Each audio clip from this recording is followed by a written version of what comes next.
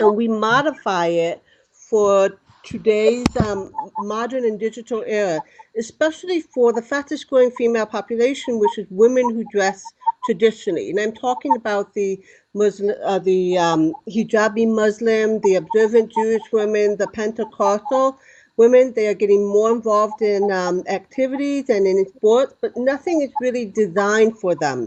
So we take that and we take activewear and we modify it for their lifestyle. That means longer arm sleeves, longer legs, and we make sure that we adhere to all of the different religious rules that they have, the certain protocols, so that they can participate in sport, so that we can really make sure that the playing field is equal. So I started this a couple of years ago. I spent 20 years with the Olympic Committee, and I was sent to the Middle East. I also happen to be deaf, and I wear hearing aids. And so I wanted to adhere to the protocol that was there. So I wore a hijab, and I realized, you know what, with a hearing aid, you can't do this. I mean, it kept going over the fabric going over my hearing aid, making it whistle and so forth.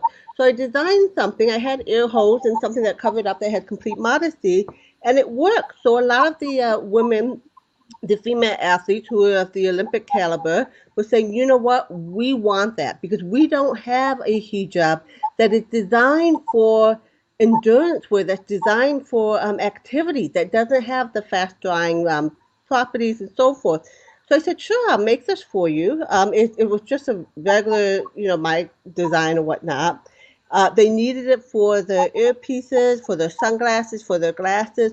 They ended up loving it. And from there, we had a lot of female doctors were like, you know what? We need this for a stethoscope. We need it for a surgical mask. We don't have that. In fact, we're thinking about getting rid of the hijab because it interferes with our medical performances. And it's like, you know what? You don't need to sacrifice your modesty in order to do your job. So with this patented hijab, that really started to take off. And that then made me realize, you know what, there's a whole niche of women no one is really catering to, and that they're expanding not only just in the Middle East, but especially in the United States and North America and Europe and so forth. From there, I had a lot of athletes from the Israelis team saying, you know what, we have our own religious adherence that we have as well. For example, we have to have below the knees, we have to have below the elbows, make sure our collarbone's not covered. So I started designing for them. And from there, that's where everything started to grow. And this was a huge niche that no one was really catering to. Granted, all of a sudden Nike and Adidas are getting into the hijab and the modest business part of it, but their designs are not necessarily conducive to all sorts of training. Our hijab that we have is patented. It has a hidden interior pocket, so you can have your cell phone there. You can have coins and money and credit cards or whatnot. It also covers up the neck. The hijab that Nike has does not. It's more like a swim cap. So we're making sure that the needs are really being met. So that's what Modify is about in a nutshell. Like I said, we've been around for a couple of years. We've had quite a few investors, especially female investors, get really interested in this because they realize that this is a growing trend. And we are also going to be having some of our products worn at the 2020 Olympic Games. We also invented the first modest surfing dress for those that are into surfing. So it covers up, it adheres to all of the religious and modesty protocols. We also have, we're very big in Silicon Valley. We have a kurta, which is worn in a lot of Indian women would wear that. We have multiple pockets in there, which would never had been introduced before. So we're really we're growing tremendously. So what we're asking for is at least $50,000. We're based here in Los Angeles, and we want to bring our house. We do have a production facility here downtown in Los Angeles, but it's one of those things where we do have to do in large quantities. We want to be able to do it more personalized and customized, especially when we have a lot of teams and a lot of professional athletes coming to us. So we got to make sure that we can meet their needs. We're doing a lot of universities, so we have to do their colors.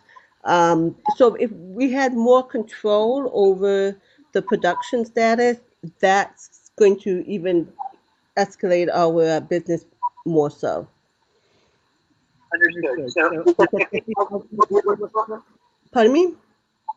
You said 50,000. Correct. 50,000 US dollars. We already have a studio in Los Angeles. We have all the fabrics. We have all of our sourcing done. It's just that we want to bring in the machines. We want to bring in the workers in-house. And are you? Do you have distribution? We don't. Well, we don't have the machines right now because they're done in the production facility. But we want to be able to, like I said, to be able to buy them and bring them in-house. And production hitting minimum and things like for. I'm sorry? Retailers. I'm sorry, can you repeat the question? So if you're not selling retailers, are you selling online? We do. We're an e-commerce business. We also do enterprises. So we have a lot, like I said, of universities. We have teams. We have national sporting federations that we work with. So we have the enterprise, which is the whole, and we also sell them to certain boutiques, especially those that cater in like Brooklyn, New York, that has a large Jewish community.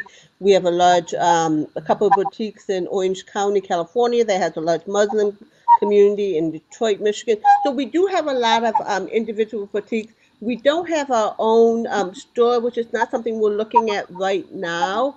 We're not at that stage, but because we're growing our enterprise business, our wholesale business, as well as with the universities, we want to be able to have more control over the inventory, over how much we're going to design, how we make the protocols, and so forth. Understood. All right, this is great. I think your challenge is going to be branding and marketing to get your demographic to find you. You know, that is true. That is true. We are working on that. We do a lot of, we sponsor a lot of events. For example, with the Muslim American Society, they have a lot of conferences that we go to. A lot of those. The same with the Jews. So we really concentrate on that niche. But we're also finding, for example, our sundresses have been very popular among those that just they want to be more covered. That has nothing to do with religion or modesty, but maybe there's skin cancer survivors, or they want more coverage, but they want to look stylish at the water. But you are absolutely correct about that. Do you have a design team for this? No. It's we do this in-house. I'm the head designer, but we do have two other apprentice designers that are working with us. But because we really want to make sure that for the market that we're reaching, that we're meeting all of the ethical demands. You know, like what the length of the skirt needs to be. What needs to be covered? Do they need to have leggings inside? Do they not? So we have a little bit of that, and that's what the education process is with our apprentices. Right, this is very difficult. And you know, I think it was a few years ago that made an effort to go into the Middle East.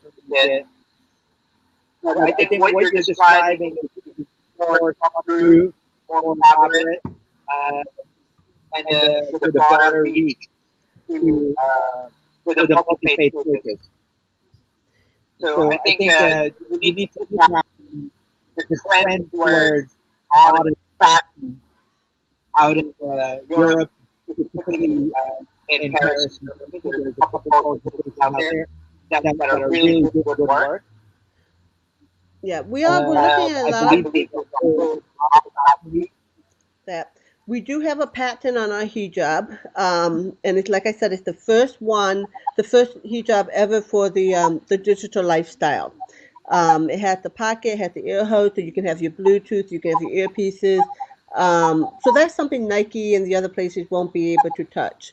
And our entire apparel line is based on modesty, which is something that Nike, the bigger brands, they are not based off. So if you look at like the track and field, they have more of the bikini style. We're making it so if you just want to have a little bit more coverage, you can show off your skills, not your skin. So we make it so that the fabric, the materials are conducive to endurance, to performance, to recovery. All right, so I appreciate you giving me this update. It's a niche, it's a niche category for a very large demographic. It is a large demographic, and it's growing. It happens to be the fastest growing female population in the world, those that do dress traditionally. And we're catering to them. We're out there. We're really trying to market with them. We are keeping a lot of our stuff in the U.S. in the North American market. But like I said before, we do have a way in. We are going to be in the 2020 Olympic Games. So you will see a lot of our things there. Our hijab will be worn there. Again, some of it is dependent on whether or not some of these athletes make it to the game. But we're working with we're the exclusive hijab designer or the activewear designer for various women's team that will be going to the Olympics. So we do have that. Thank you, Melissa. Thank you. Pardon me? Thank you for the call, and I hope you'll be in touch. Thank you so much. Take care.